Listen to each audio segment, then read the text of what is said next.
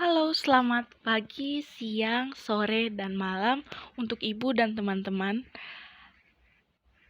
Kami dari kelompok 9 yang beranggotakan Novia Anaire, NPM 6442, dan Maria Sianet Lewar, NPM 7077, kali ini akan mempresentasikan materi postmodernisme dan poststrukturalisme. Selamat mendengarkan. Di sini saya akan menjelaskan tentang pengertian postmodernisme. Jadi, postmodernisme secara etimologis berasal dari padanan kata post, modern, dan isme. Post dapat diartikan sebagai setelah, isme dapat diartikan sebagai paham. Jadi, secara keseluruhan, postmodernisme dapat diartikan sebagai paham yang berkembang setelah masa modern. Postmodernisme ini sendiri berkaitan dengan studi budaya populer yang mana perkembangannya bermula di Amerika Serikat dan Inggris pada awal tahun 1960-an. Dalam sejarah perkembangan postmodernisme ini, ada 3 tokoh penting yang berperan di dalamnya. Ya, pertama ada Jean Lyotard, yang kedua ada Michael Foucault, dan yang ketiga ada Jean Baudrillard. Nah, pertama, menurut pandangan Jean Lyotard, adanya postmodernisme ini tidak lepas dari paham modernisme. Pandangan postmodernisme sebelumnya melihat bahwa modernitas adalah sesuatu pandangan yang bersifat mutlak dan objektif yang dapat diartikan bahwa manusia itu tidak memberikan nilai apapun di dalamnya. Nah, namun menurut Lyotard sendiri, postmodernisme merupakan paham atau koreksi lanjutan dari modernisme untuk memberikan pemikiran atau gagasan baru mengenai modernitas dalam lingkup ilmu pengetahuan. Nah, di sini postmodernisme dianggap bahwa sebuah ilmu tidak bisa diterima begitu saja. Harus diselidiki dulu kebenarannya dan harus ditemukannya adanya pembuktian terlebih dahulu. Bagi Lyotard, ilmu pengetahuan postmodernisme tidak ingin menjadi alat penguasa. Ilmu pengetahuan postmodernisme ada agar memperluas pandangan kita sebagai manusia dan memiliki sikap toleransi terhadap pendirian yang tidak mau dibanding-bandingkan.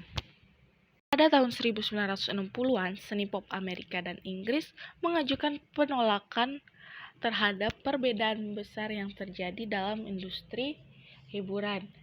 Nah, salah satunya ini diungkapkan oleh Andy Warhol, di mana ia menolak untuk menganggap serius antara seni komersial dan seni non-komersial. Ia menganggap bahwa seni komersial merupakan seni yang nyata. Nyata yang dimaksud adalah seni yang sesuai dengan selera kelas penguasa pada periode saat itu. Dua contoh nyata dari postmodernisme ini. Yang pertama adalah postmodern pop musik.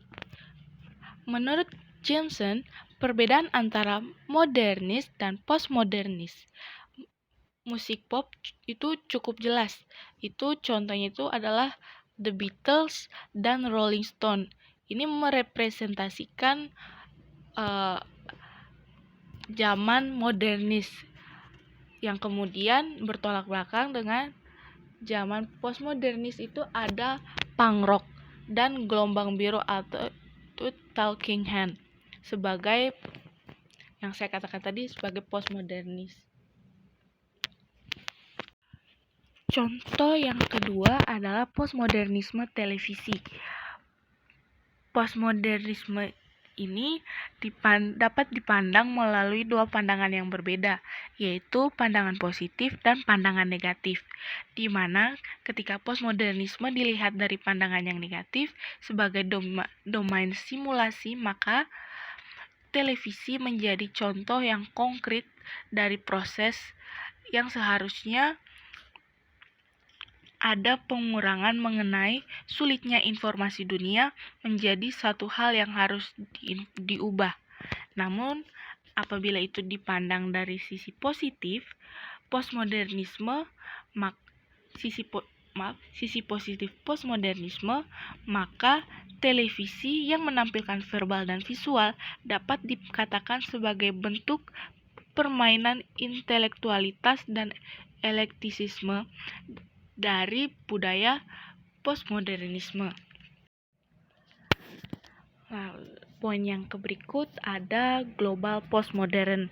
Nah, ini adalah salah satu cara dunia menjadi postmodern itu adalah adanya peningkatan globalisasi. Nah, yang mana itu contohnya itu dapat kita amati ketika orang-orang mulai banyak berbicara menggunakan bahasa Inggris dengan aksen Amerika, atau mereka yang meminum Coca-Cola, makan McD, menjelajah internet, mendengarkan musik rock, menonton MTV atau CNN, sampai pada film Hollywood.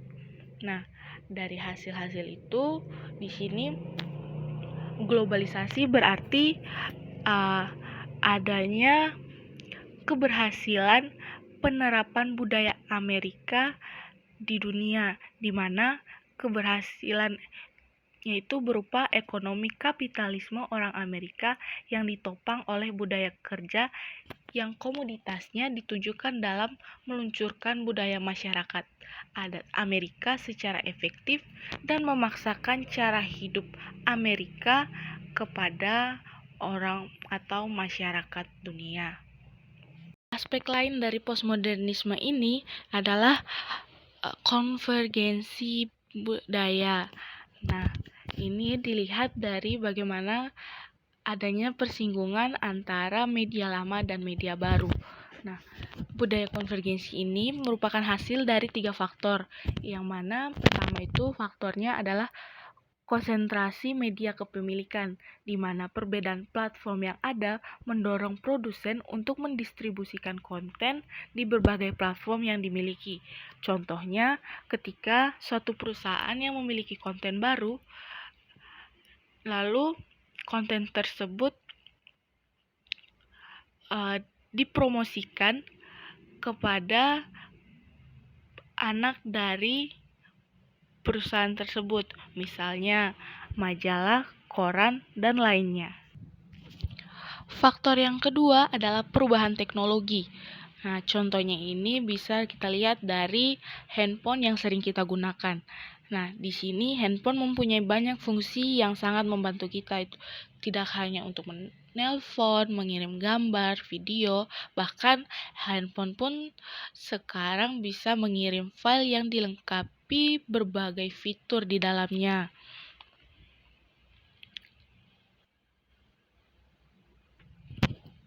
Lalu faktor yang ketiga adalah melibatkan konsumen media. Nah, berbagai media yang ada ini membutuhkan keterlibatan konsumen agar mereka bisa terus berfungsi. Contohnya, ketika kita ingin mendengarkan musik, maka media seperti Spotify, Joox itu akan kita gunakan. Jadi mereka tetap berfungsi selama ada konsumen yang memakainya. Nah, sekarang kita akan membahas tentang pasca strukturalisme. Pasca strukturalisme merupakan sebuah pemikiran yang muncul yang diakibatkan oleh ketidakpuasan atau ketidaksetujuan pada pemikiran strukturalisme. Nah, strukturalisme ini adalah struktur yang dilihat sebagai sesuatu yang order dan juga stabil serta memiliki fungsi untuk membentuk fenomena sosial. Oleh karena perkembangan, pemikiran ini dikritik terhadap fakta-fakta yang melihat bahwa struktur merupakan sesuatu yang dinamis atau yang kita ketahui dapat berubah-ubah dan tidak stabil. Terdapat dua tokoh yang mengemukakan tentang post-structuralism. Yang pertama itu ada Michael Foucault. Nah, dalam pemikirannya, ia mengulas tentang ikatan diskursus serta kekuasaan. Ia mendefinisikan diskursus itu sebagai suatu pemikiran, uraian, pengetahuan yang dimiliki atau dipunyai oleh sekelompok orang. Sekelompok orang yang diartikan di sini yakni orang-orang yang mempunyai kekuasaan serta beranggapan kreatif.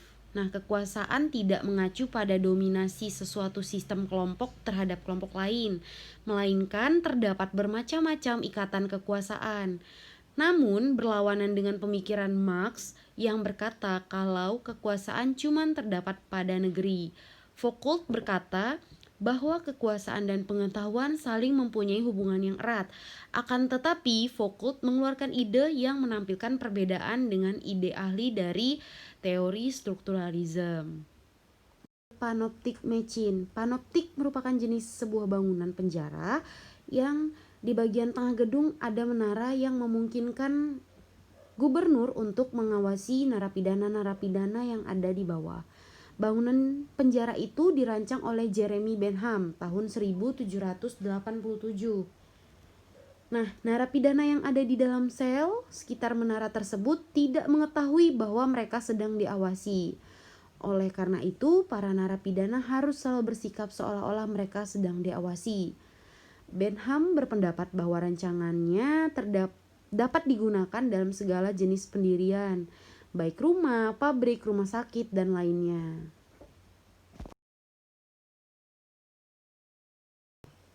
Sekian presentasi dari kelompok kami. Apabila ada pertanyaan, kami persilahkan. Terima kasih teman-teman.